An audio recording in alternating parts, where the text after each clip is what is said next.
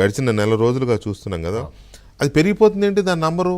ముందు 3,500 బస్తాలు అన్నారు, తర్వాత 4,500 బస్తాలు అన్నారు, ఇప్పుడు 7,500 బస్తాలు అంటున్నారు. తర్వాత కర్నూలులో 3 గోడౌన్స్లో 300 టన్నులు ఒక చోట, 700 టన్నులు ఒక చోట, 1,800 టన్నులు ఒక చోట అంటున్నారు. ఉత్తరాంధ్ర జిల్లాలో పేరెందుకు కానీ బయట ఆధారాలు లేకుండా ఒక సీనియర్ నాయకుడి ఇలా ఇలా ఎక్స్పాండ్ అయిపోతూ మీడియా బయటికి తీస్తుంది తప్ప వీళ్ళు ఏం చేస్తారని అర్థం కావట్లా. మనం ఎట్లా దీన్ని విశ్లేషించాలో కూడా అర్థం కాని పరిస్థితి. సో మీ అబ్జర్వేషన్స్ ఏంటి దీని మీద? ఇక్కడ ముందర ఫస్ట్ సివిల్ సప్లైస్ డిపార్ట్మెంట్ని ప్రక్షాళన చేయాలి, అందులో ఎటువంటి డౌటు లేదు.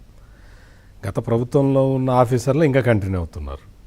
ప్లేస్మెంట్లు మారుండొచ్చు కానీ కంటిన్యూ ఉన్నారు, అక్కడే ఉన్నారు, వాళ్ళు అంతే బలంగా ఉన్నారు. ఇక్కడ మెయిన్గా ఏంటంటే చట్టం గురించి కూడా మనం చెప్పుకోవాలి. అందరికీ కూడా 6A నోటీసులు ఇస్తున్నారు.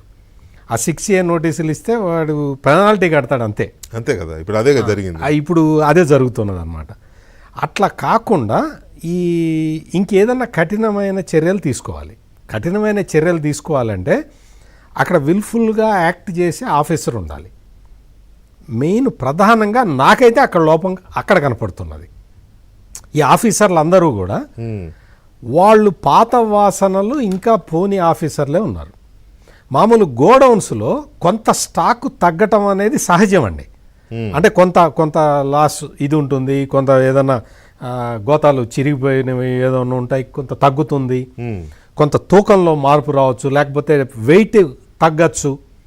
ఇటువంటి రకరకాల సమస్యలు ఉండొచ్చు. కానీ ఇన్ని వేల క్వింటాల ఇవైతే మాయంగావు, పనికొక్కులు తినలేవు. గఫూర్ గారు చెప్పినట్టు పనికొక్కులు ఇంత బియ్యం తినలేవు, మనిషి మాత్రమే తినగలుగుతాడు ఇన్ని లక్షల టన్నుల బియ్యాన్ని. ఇదేంటి అంటే ఇక్కడ అసలు మామూలుగా కార్డ్స్ ఇష్యూయింగ్ దగ్గర నుంచే ప్రాబ్లం ఉందండి.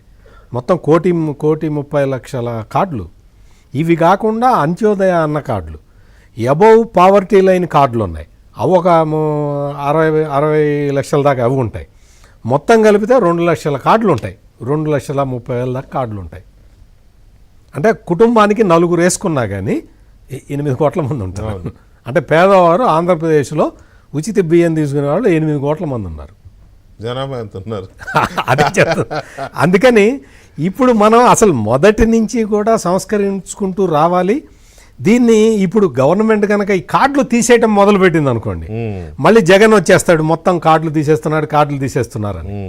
అట్లా కాకుండా వయా మీడియాగా ఏదైనా అంటే వాళ్ళు కార్డులు సరెండర్ చేయండి అని, అంతకుముందు గ్యాస్ సబ్సిడీ వదులుకోమని చెప్పి ప్రైమ్ మినిస్టర్ నరేంద్ర మోడీ చెప్తే కాల్ ఇస్తే చాలా మంది వదులుకున్నారు. అట్లా ఏదన్నా కార్డులు వదులుకునే వాళ్ళు, ఈ బియ్యం తినని వాళ్ళు కార్డులు వదులుకోండి, స్వచ్ఛందంగా ఇచ్చేయండి, సరెండర్ చేయండి అని ఏదన్నా అటువంటిది తీసుకొస్తే ఏమన్నా బెటర్ ఏమో కొంచెం. అంటే కోటా తగ్గించుకోవాలి, దానివల్ల ప్రభుత్వం మీద భారం తగ్గుతుంది. అది నిజమే. అది సొల్యూషన్ ఏంటి అనేది క్లైమాక్స్ లో మనం ఒక కంక్లూజన్కి వద్దాం. ఇక్కడైతే ఇక్కడ మాయమవుతున్న బియ్యం ఎక్కడికి పోయినాయి. నా పాయింట్ ఏంటంటే ఇప్పుడు ఈ నెల రోజుల్లోనో ఈ 2 నెలల్లోనో దాడులు చేస్తే బయటపడిన ఒక బ్యాచ్ అంతే కదా. మరి 5 ఏళ్లలో ఎవ్రీ మంత్ రిలీజ్ అవుతుంటాయి కదా స్టాక్స్, చాలా ఎవ్రీ మంత్ రిలీజ్ అవుతాయి కదా. ఇప్పుడు మనం చెక్ చేశాం కాబట్టి ఇదన్నా తెలుసు, అప్పుడు చెక్ కూడా లేదు. Commerce coming going. మరి అలాంటప్పుడు ఆ గోడౌన్స్ లో పెట్టిన రైస్ గడిచిన 5 ఏళ్లలో రైస్ ఎంత పెట్టారు ఆ గోడౌన్స్ లో? అది పేర్ని నాని గారి గోడౌన్స్ కావచ్చు, ఎవరైనా కావచ్చు రాష్ట్ర వ్యాప్తంగా. ఆ గోడౌన్